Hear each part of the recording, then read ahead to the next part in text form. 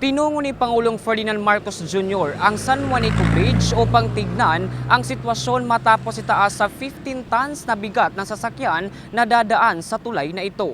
Unang pinuntahan ng Pangulo ang National Maritime Polytechnic kasama ang DPWH Secretary Dizon at mga opisyal ng Region 8. Nilibot muna ng Pangulo ang San Juanico Bridge upang tignan kung ano ang kalagayan ng tulay matapos nitong sabihin sa DPWH na dapat sa Disyembre ay tataas na ang load limit ng tulay. Sa ditan ay binigay ng DPWH sa media simula ng ipatupad ang 3 metric tons sa San Juanico Bridge, umabot na ito sa 650 milyon para sa retrofitting. Pero ayon naman sa pahayag ng Pangulo, umabot na ito sa 1.1 billion pesos para sa retrofitting para sa pagsasaayos ng tulay.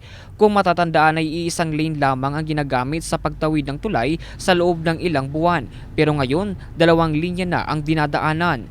Sa ngayon, nasa 15 metric tons na ang pwedeng dumaan sa San Juanico Bridge at mahigpit naman ay pinagbabawal ang lalagpas nito. Ayon sa Pangulo, dapat magsilbing aral na daw ito sa mga namumuno na siguraduhin natitignan ng maayos ang bawat tulay upang masigurado ang tibay at kaligtasan ng publiko. We are hoping for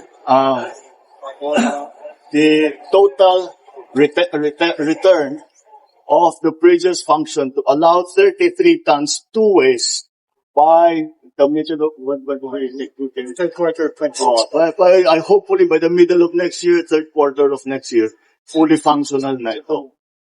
I hope that this serves as a lesson to all future administrators of in government, of all government workers, of anything to do with this. The retrofit cost us 1.1 billion pesos. That is money that we could have saved if proper maintenance was carried out on San Juanico. We would not have to do any of this kung yung every 3 years ini-inspection, inaayos, wala tayong gagastusin na kahit na ano, yun lang, MOE lang yun. That's the MOE of DPWH. Nakasama dyan. Kasama yan sa MOE ng DPWH. Kung saan napunta, pero hindi na nag-inspection, kaya tayo nagkaganto.